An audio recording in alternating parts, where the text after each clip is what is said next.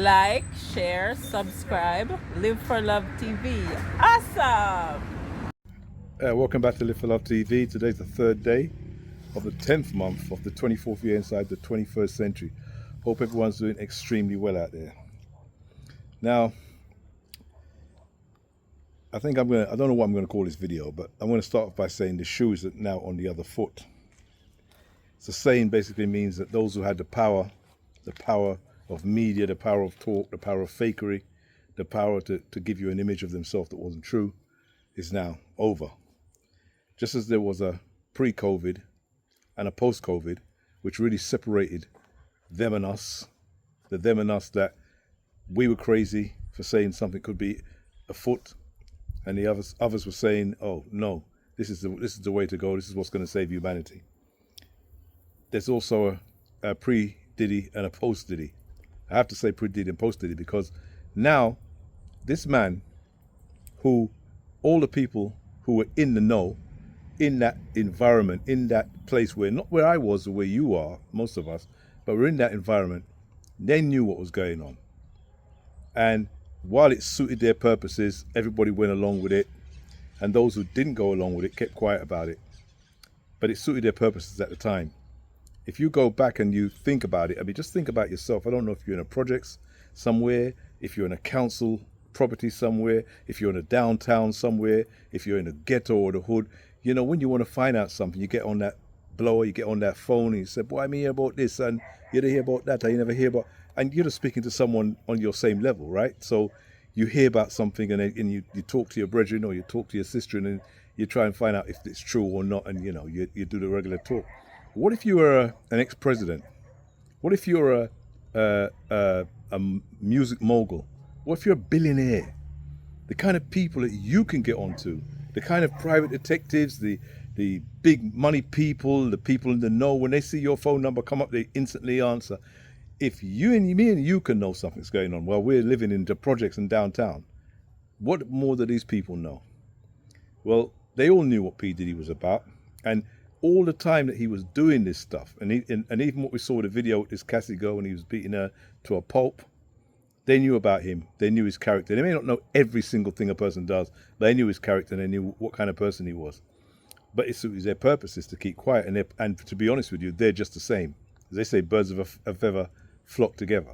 So they're all in this thing together. Now that this man has been charged and not found guilty, but charged with certain crimes, you don't hear any of them coming out and speaking up.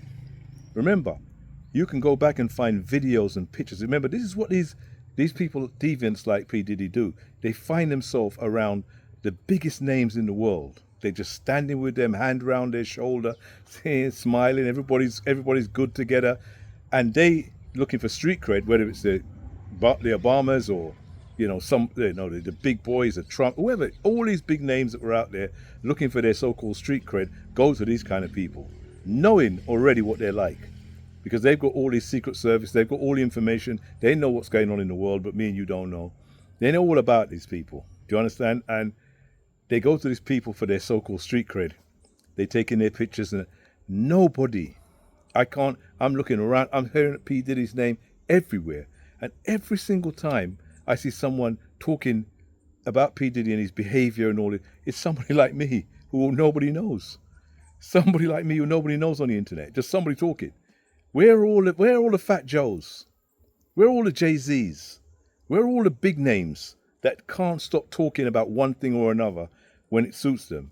Now that their buddy, their good brethren, good friend is in the clink, where are they? Why are they not coming out and saying, "No, man, he's my good brother"? Or none of them. The best you get when someone is cornered is, "I may have gone to a party, but I never stayed that late." Or this is the hilarious thing about these people. They have been, and when an ordinary person like myself and yourself may say something that doesn't sound too flattering about these people over the years, we're called, what's the word? A hater? We're called a hater. Look at the charges P. Diddy's under. Which one of you could, even if you dreamed it up, could get those sort of charges against you? Who's the hater? It's funny. This is how the world is. It's the haters who have people pointing the finger at the decent people and saying they're haters because we don't want to go along with their dirty debauchery and their dirty lifestyle and their nasty characters that we know they have. I don't care if it's the Kardashians and all. I don't care who it is. All of these guys, all these rappers, certain artists and all things. It doesn't matter who they are. And it's not just about rappers. It's so-called celebrities in all across the board, athletics all over the board. The problem is, and it's always been going to be the problem is, maybe these people are not as bad as they later turn out to be. But once they start to get that, and they don't know who they are in here, that power drives them crazy. There's something great on the Tao De Ching, and actually I may call this P. Diddy and the Tao. What about that? I mean, how do you link P. Diddy to the Tao De Ching, the book of the Tao De Ching or the Tao? How do you do that? Well, this is how you do it. There's something in the Tao that says power over people is one thing, but real power is to have power over yourself, to have control over yourself. That's real power. That's one thing that P. Diddy and all of his celebrity friends do not have. None of them have any power or self-control over themselves. Not one of them. That I could clearly see 10, 20, 50, 20, 30 years ago. You could see it. They've never had it. That's why he's in trouble now in prison. He's got no self-control. He believes power, like most of these despots and these people who around the world who get into themselves in this position. They always have power over people. Even this man who they say is behind the Second World War, he had power over people, but he had no power over himself, no self-control over himself. I mean, the guy had breakdown after breakdown after breakdown, all during the war, and it's taken years for it to come out. No control, no self-control over himself. Frantic, crazy man, but he had power over people. They do this all day long. This happens in every field because they don't understand that the real power is to have that power over yourself, to be able to be good with yourself, to understand yourself, not to be, oh, I just got $1 billion, now I can abuse people, now I can, show people how great I am. And now if I ask somebody to do something, you've got to do it. Do it. They say P. Diddy didn't take no for an answer. Cat Williams said you've got to be giving up a body and that stuff. This is how these people are. That's what power means to them. That's what they fight for. And that's why nobody around in his circle can really come out and speak up against him now, because he's got power over them. He's probably got videos on them or information on them. You got this guy, Russell Brand. I was watching a video of P. Diddy recently with Russell Brand when he was on a plane, and looking back at it now, which I didn't see it before anyway, but looking back at it now and knowing what P. Diddy is and what he's actually saying on that video, Russell Brand's out there, speaking on his video like as if we should trust him. The governments are corrupt, and these people are corrupt, and all these people are corrupt, and they said, and we should trust him. Go back and watch that video, and tell me what you think about this man. And I've been saying it from day one. I've been saying it from day one that this is what these people are like, and they're going to say, well, we're jealous because we don't have the views they have. We don't want the views that they have, because the people that are bigging up these people's status are no better than them. I don't want you who are watching Live for Love TV to big me up if you're no better than those characters over there. What good are you to me? You're no good to me. You can't help me. You're not gonna massage my ego at my age. Trust me, it's not gonna happen. You left it too late. Maybe you should have done it years ago, but you left it too late. So, for me, watching P. Diddy, the post P. Diddy with the pre P. Diddy, they're all out. And I mean, Cat Williams, people are going to start calling him a prophet when he said, maybe he knew something but that we didn't know, but he said they're all going to be out in 2024. They're all going to be, all of them are going to catch hell. It's amazing how right this man was, regardless of whatever I think about him.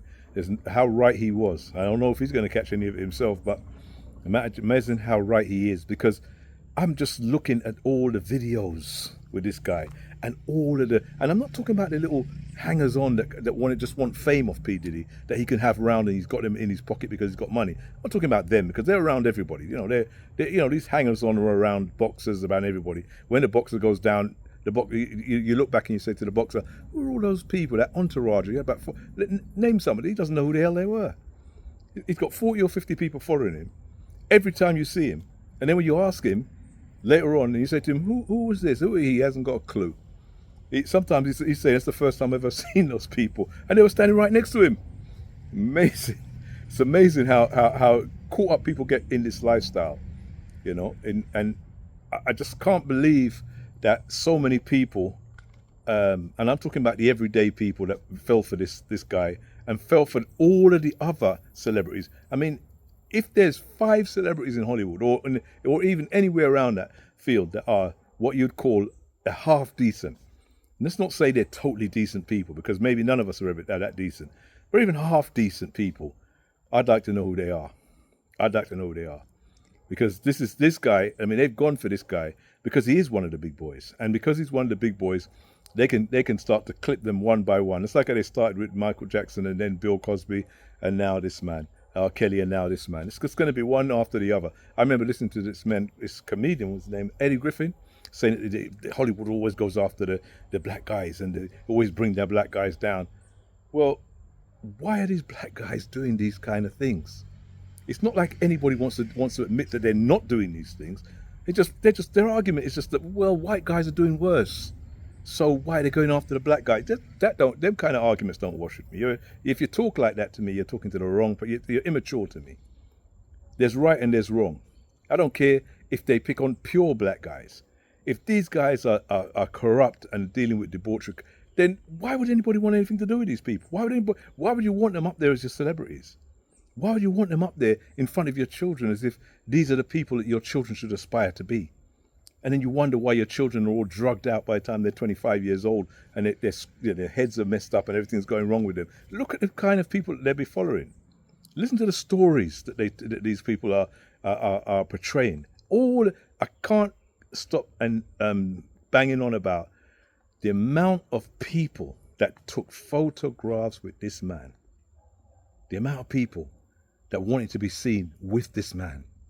Where are they now? And when they have the cheek to say they didn't know what he was up to and what he was doing. Wow. Well, then you have no right to speak to anybody on any level. Because I'm telling you, I've told you before, if I'm standing next to certain people and we're talking, I can say, my God, something about this guy don't feel right. Something about this brother don't feel right. I don't know what it is. I ain't got his lifestyle, but something don't feel right, and I ain't going to be hanging. If he pulls up his car and wants to go down the road and said, I don't get in that kind of car. Once I know it don't feel right, I'm not getting in your car. We're not going to be seen together. I can't deny that I may be in the same environment you're in, and I may nod my head when you nod your head. But trust me, if it don't feel right, you stay where you are and I'll stay where I am. Take care. Live for Love TV. Like, share, subscribe to Live for Love TV.